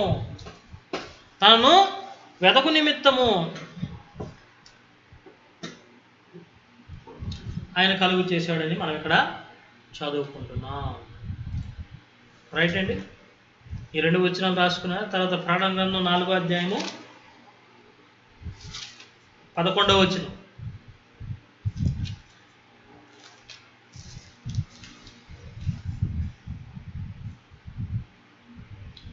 నేను జయించి 4వ అధ్యాయం 11వ వచనం. ఆ 24 పెద్దలు సింహాసనమందు వాసన వాని ఎదుట సాగిలపడి యుగ యుగములు జీవించుచున్న వానికి నమస్కారము చేయుచు, ప్రభువా మా దేవా, నీవు సమస్తమును సృష్టించితివి, నీ చిత్తమును బట్టి అవి ఉండెను, దాన్ని బట్టి సృష్టింపబడిన గనుక నీవే మహిమ ఘనత ప్రభావమును పొందనర్హుడమని చెప్పుచు తమ కిరీటములను ఆ సింహాసనం ఎదుట పారవేసిరి. ఆ సింహాసనం ఎదుట పారవేసిరి. ఈ మాటను బట్టి మనకేమర్థమవుతుంది? దేవుడు సృష్టి దేవుని చిత్త ప్రకారమే కలిగి ఉంది తప్ప సృష్టి తనంతట తాను ఎప్పుడు కలిగి ఉండలేదు. ఈ పాఠాన్ని మీరు అర్థం చేసుకోవాలి. ఇంకా చాలా విషయాలు ఉన్నాయి మీతో పంచుకోవడానికి.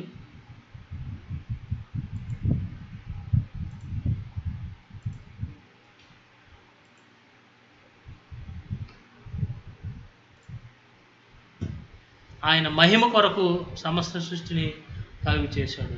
ఆ తర్వాత సృష్టిని కలుగు చేయడమే కాకుండా పక్క స్లైడ్లో మీరు గమనిస్తే దేవుడు రాజ్యమును ఏర్పాటు చేశాడని మనం చూస్తాం. దేవుని రాజ్యం కోసం మత్తయి సువార్త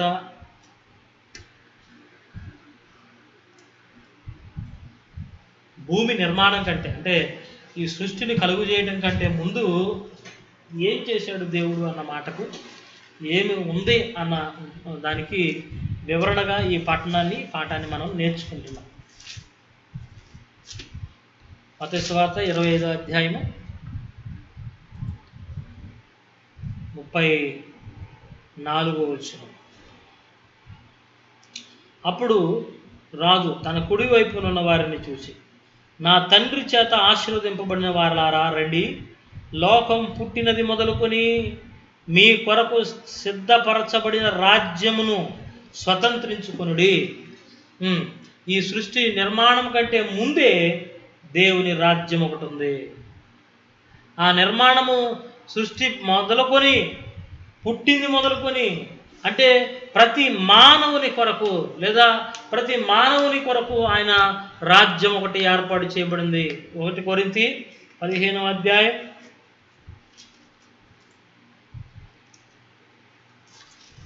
24వ వచనం. 1 కొరింథీ 15:24.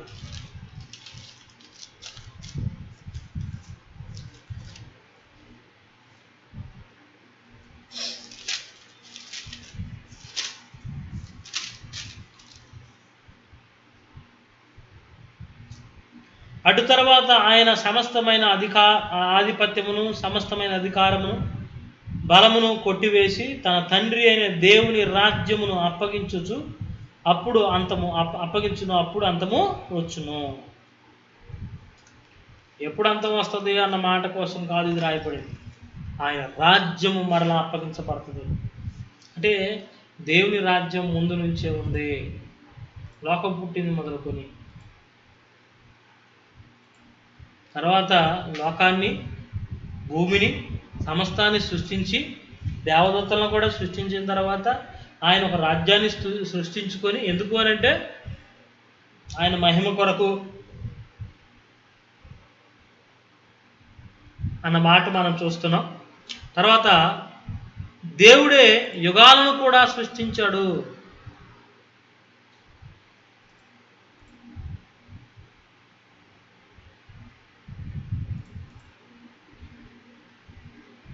దేవుడే యుగాలను కూడా సృష్టించాడు. హెబ్రీయులకు రాసిన పత్రిక 1వ అధ్యాయము 1 నుండి 2 వచనాలు. హెబ్రీయులకు రాసిన పత్రిక 11:3 యుగములు ఆయన ద్వారా యుగములు కలిగెను అన్నమాట.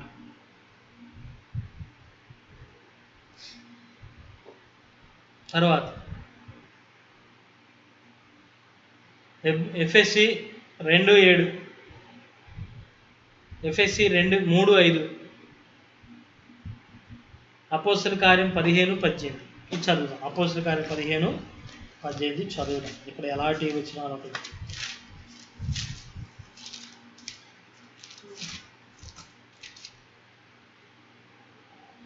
ఇందాక చదివాం 11:3 యుగములు ఆయన ద్వారా కలిగినవి.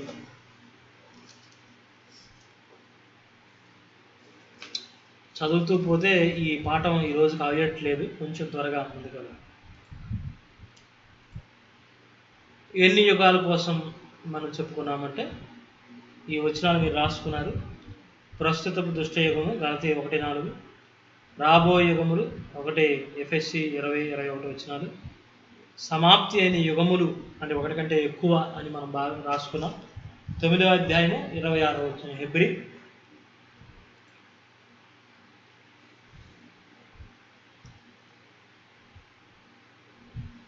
ఒకసారి మీరు దీన్ని గమనించండి.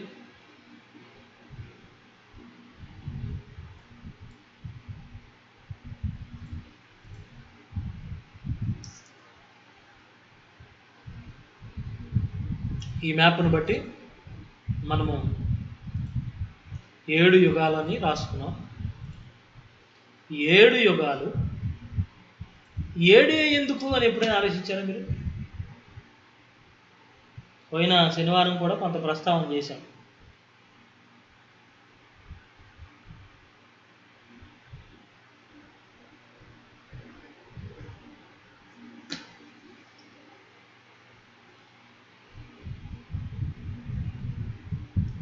ఏడు యుగాలు ఎందుకు? 7 కాకపోతే 12 పెట్టుకునే వాళ్ళు ఉన్నారు. 9 యుగాలు ఉన్నాయి. 9 యుగాలు చెప్పేవాళ్ళు ఉన్నారు, 12 యుగాలు చెప్పేవాళ్ళు ఉన్నారు, 5 యుగాలు చెప్పేవాళ్ళు ఉన్నారు. మరి 7 మనం ఎందుకు చెప్పుకుంటున్నాం? వాటి జోలి వెళ్ళకుండా మనం 7 అని ఎందుకు చెప్పుకుంటున్నాం అంటే, 7 అని చెప్పడానికి మనము ఈ వాక్యాన్ని మూలవాక్యంగా తీసుకుంటున్నాం. అదేమిటంటే, నీ దృష్టికి 1000 సంవత్సరాలు గతించిన నేనటి వలె ఉన్నాను. యుగము అని అంటే మనం ఒక 1000 సంవత్సరాలని పెట్టుకున్నాం. అంటే ఇది హిందూ పురాణాల్లో చెప్పబడ్డట్టుగా యుగాల కోసం ప్రస్తావన అలా ఉండదు. ఇది బైబిల్ వేరు, వేదాలు వేరు, లేకపోతే హిందూ విశ్వాసాలు వేరు. వాటిని వీటిని కలపకూడదు. అయితే మనం వాక్యాధారంగా నిర్ణయించుకొని ఒక ప్రాముఖ్యమైన ఘట్టం అది మొదలుకొని ఇంకొక ప్రాముఖ్యమైన ఘట్టం వరకు ఒకటేని మనం రాసుకున్నాం. ఈ పట్టికను మీరు గమనిస్తే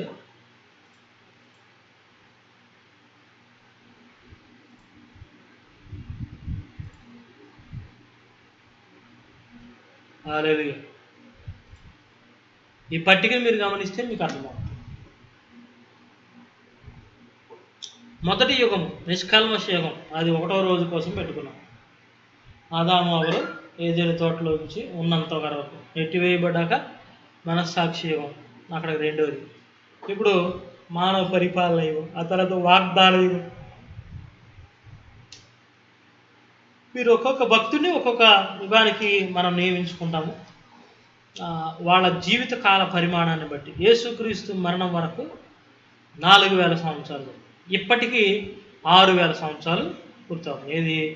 ఆదాము వయసు లెక్క కట్టుకుంటే. ఎలా లెక్క కడతారు అని అంటే ఇది చూడండి ఒకసారి, మీకు అర్థమవుతుంది.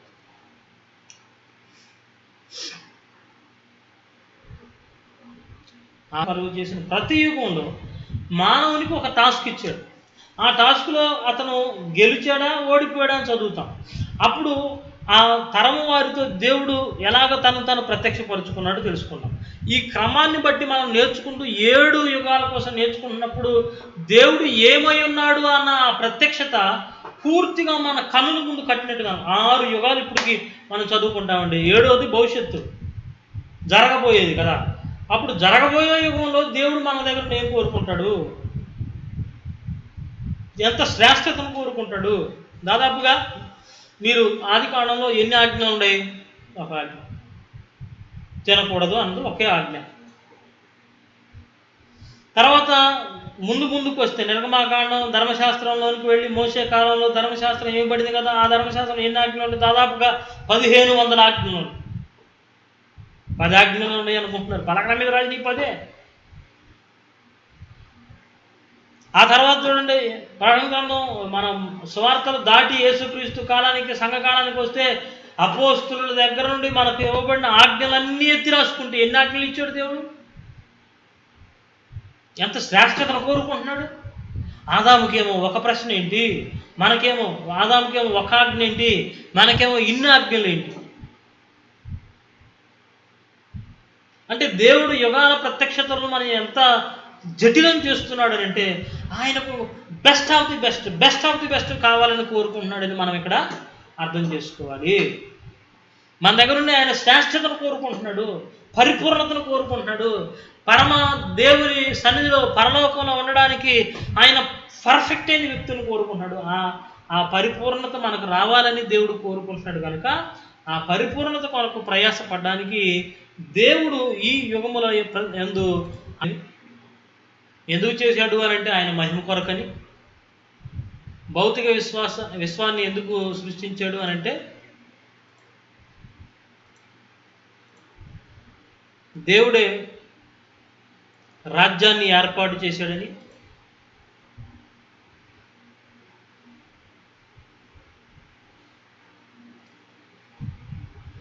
దేవుడే యుగాలను కూడా ఏర్పాటు చేశాడని.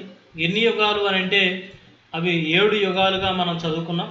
ఆ 7 యుగాలను ఎలా చెప్పుకున్నారు అని అంటే ఇది మూలవాక్యం యుగాలు పట్టణానికి.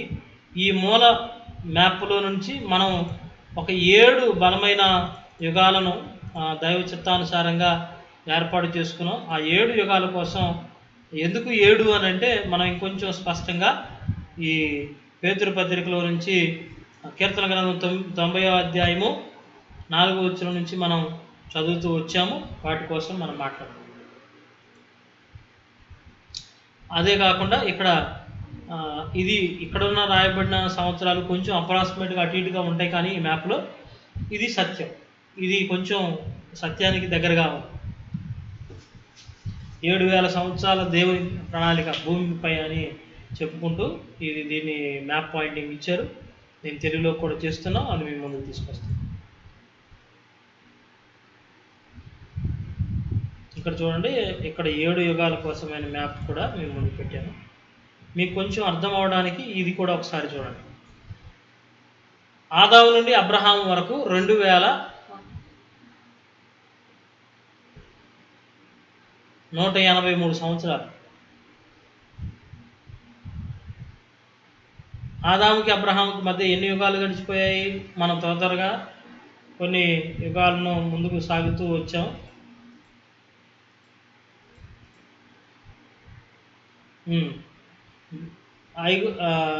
వాగ్దాన యుగం, భాషలు తారుమారు చేయడం దగ్గర నుండి, అంటే అబ్రహామును పిలవడం దగ్గర నుండి ఐగుప్తులోనికి యాకోబు సంతానం బానిసలకు పోవడం వరకు 3 యుగాలను మనం ఇక్కడ చూస్తూ వచ్చాం. నిష్కల్మష యుగానికి టైం పీరియడ్ లేదు. ఏదైనా తోట నుండి నెట్టివేయబడింది మొదలుకొని 2వ రోజు, అంటే మొదటి రోజుకి టైం పీరియడ్ పెట్టుకోలేదు మనం.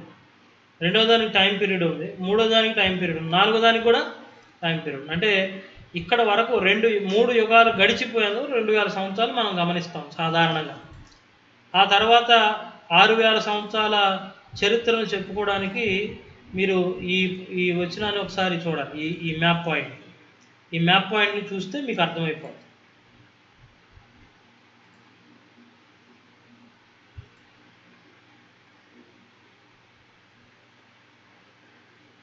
ఇలా 7 యుగాలను మనం స్పష్టంగా వివరించుకున్నాము. ఇప్పుడు మీకు గతంలో అడిగిన ప్రశ్నకు సమాధానం తెలిసిందా? ఏమిటి ఆ ప్రశ్న అని అంటే, మనిషి ఆయుష్ ఎంత? ఏమండి, 1000 సంవత్సరాలే దేవుని దృష్టిలో ఒక దినం అయితే, గడిచిన 1000 సంవత్సరాలు నీ దృష్టికి 1000 సంవత్సరాలుగా, రాత్రి అందరికీ ఒక జాము నీ దృష్టికి 1000 సంవత్సరాలుగా ఉన్నాయని భక్తుడు అంటున్నప్పుడు, ఒక జాము అని అంటే ఏంటో చెప్పాను. 3 గంటలు ఒక జాము. రాత్రికి 4 జాములు ఉంటాయి. ప్రతి రాత్రి 4 జాములు ఉంటాయి. మొదటిది సాయంకాలం 6 గంటల నుంచి 9 గంటల వరకు. 9 గంటల నుంచి అది రేయి మొదటి జాము అంటారు. 9 గంటల నుంచి 12 గంటల వరకు ఒక జాము, అది 2వ జాము. 12 గంటల నుంచి 3 గంటల వరకు ఒక జాము. 3 గంటల నుంచి మరలా తిరిగి 6 గంటల వరకు అది తెల్లవారు జాము అంటారు. సో ఈ 4 జాముల్ని 1000 సంవత్సరాల కింద ఒకలాగా చెప్పాడు. ఒక్కొక్క జాముని 1000 సంవత్సరాల కింద చెప్పాడు. అప్పుడు 3 గంటలు 1000 సంవత్సరాలు అయితే 70 గంటలు లేదా 70 సంవత్సరాలు ఎంత అనేది మన లెక్క. మీరు క్యాలిక్యులేటర్ తీసుకొని చేయండి, మీకు అర్థమవుతుంది. అంటే ఒక భక్తుడు, నా ఆయువు ఆవిరి వంటిది, నీటి బుడగ వంటిది, స్వల్పమైంది, గడ్డి పువ్వు వంటిదని చెప్తున్నారు అంటే తన ఆయువు గురించి దేవుడు ఏం బయలుపరుచుంటాడు? ఇంత ప్రత్యక్షత దావీదుకు లేదు కదా. ఏం చెప్పుంటాడు దేవుడు? గడ్డి పువ్వును చూపించి ఇది నీ బ్రతుకు అన్నాడా? నీటి ఆవిరిని చూపించి ఇది నీ బ్రతుకు అన్నాడా? లేదే. ఎలా భక్తుడు లెక్క కట్టుకున్నాడంటే ఆ రాయబడిన మాట చూస్తే అద్భుతం ఉంటుందండి. నరుని ఆయువు 70 సంవత్సరాలు, అధిక బలం ఉంటే 80 సంవత్సరాలు, అది కూడా ఆయాసమే. సరే 70 సంవత్సరాలు లేదు 80 పెట్టుకోండి మీరు, ధన్యులు, మీరు దేవుని చేత దీవించబడ్డవారు, మీకు ఇంత దీవెనకరమైన లేకపోతే ఇంత ఆశీర్వాదకరమైన ఇది వచ్చింది అనుకుందాం.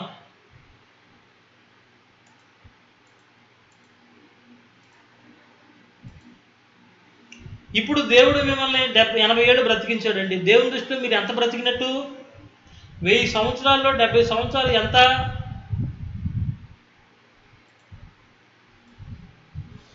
1000ని 70 పెట్టి డివైడెడ్ చేయండి. 14.28 వస్తుంది కదా. ఈ 14.28 ఎంత? సంవత్సరం. అంటే ఈ లెక్క ఒకసారి లెక్క కట్టాలి మీరు. 3 గంటలు ఇంటూ 60 నిమిషాలు 180 నిమిషాలు. 180 నిమిషాలని 1000 డివైడెడ్ బై 180 ఎంత వచ్చిందండి? 5.5 నిమిషాలు. ఇది ఒక లెక్క. అంటే 1000 సంవత్సరాలు 70 సంవత్సరాలకి పోల్చుకొని ఒక యుగానికి లేకపోతే గంటల్లోకి పోల్చుకుంటే ఎంత వచ్చింది? 1000 సంవత్సరాలు. ఇప్పుడు ఈ 5.5ను బట్టి 70 సంవత్సరాలు చేయాలి మళ్ళీ. 70 డివైడెడ్ బై 5.5 ఇంతేనండి. అలాగా లేకపోతే 5.55ని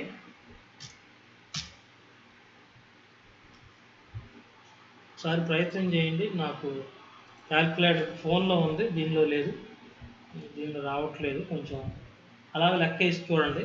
కొంచెం అటు ఇటుగా మీరు చాలా జాగ్రత్తగా ఎవరైనా లెక్కల పంతుల దగ్గరికి వెళ్ళి ఈ మాట అడిగి ఆన్సర్ తెలుసుకొని చెప్పండి.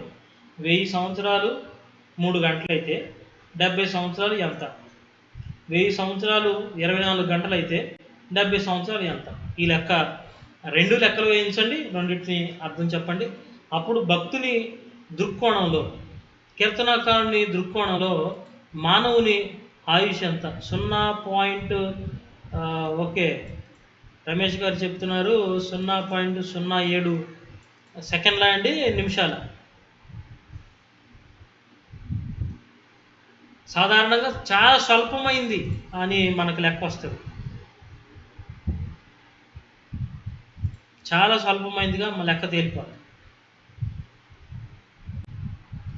రైట్, అలా లెక్క కట్టండి. ఇది దేవుని దృష్టిలో మనం ఇంత అల్పులమైన మనల్ని ప్రేమించి తన పరలోకపు వారసులుగా చేసిన దేవుడు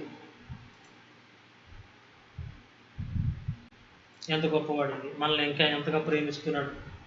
ఆ దేవుని ప్రేమను ఇంకా తెలుసుకోవడానికి, తన ఏర్పాటును నీ దాకా తీసుకురావడానికి, తడుములాడి తెలుసుకోవడానికి. చూడండి అపోస్తుల కార్యం 17వ అధ్యాయంలో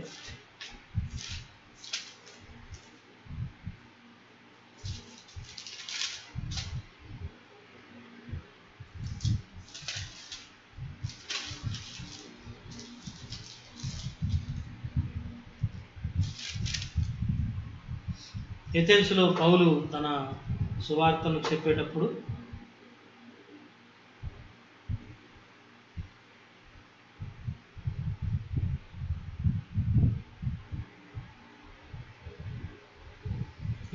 వచనం, 17వ అధ్యాయం అపోస్తుల కార్యం 27వ వచనం.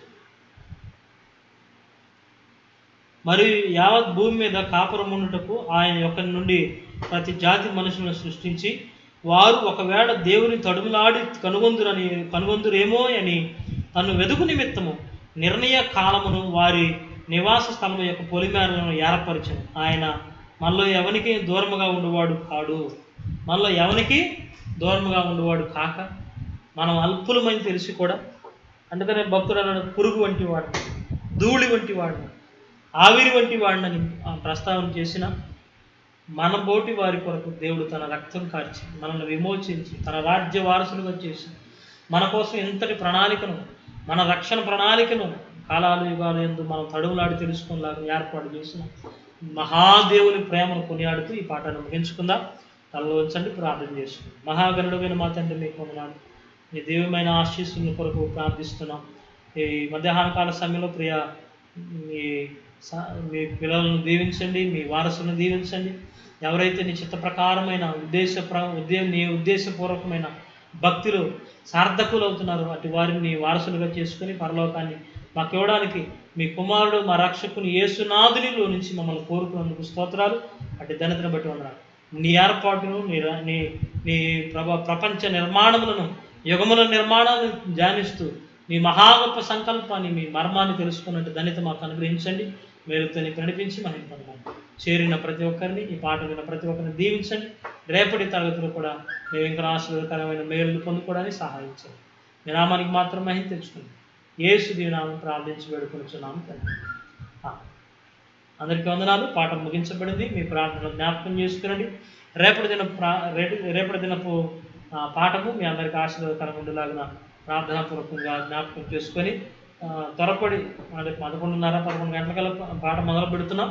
అప్పుడు సిద్ధపడి ఆ పాఠాలు రాసుకోవడానికి, మీరు ధ్యానించడానికి సిద్ధపడవలసిందిగా మనవి చేస్తూ ఉన్నాను. ఇంకా అనేకమైన విషయాలు ఉన్నాయి. ఈ కాలాల యుగాలు ఉన్న పాఠం చాలా సింపుల్గా లాగిస్తున్నాం, కానీ చాలా కష్టతరమైన పాఠం. ఇంకా చాలా విషయాలు ఉన్నాయి. మీరు 1వ అధ్యాయం ప్రారంభంలో 1వ వచనం నుంచి మనం ఇక మొదలు పెట్టుకుంటే దేవుడు ఎందుకు చెట్టు వేసాడు మాట్లాడుకోవాలి. అవాదములను స్త్రీలు కానీ పురుషుని కానీ చేయడం దేవుని ఉద్దేశం ఏంటో చెప్పుకోవాలి. ఇంకా ఇలాగా తాత్వికమైన చింతనతో కూడిన ప్రశ్నలు బోల్డ్ అని మీకు రేకెత్తుతూ ఉంటాయి. వాటిని కామెంట్స్లో రాయండి. మన పట్టణాలు ముందుకు వెళుతున్న కొలది వాటిని మనం ధ్యానిద్దాం. దేవుని దీవెనలు పొందుకుందాం. అందరికీ వందనాలు. Praise lord. దేవుడు మిమ్మల్ని దీవించును గాక. ఆమేన్.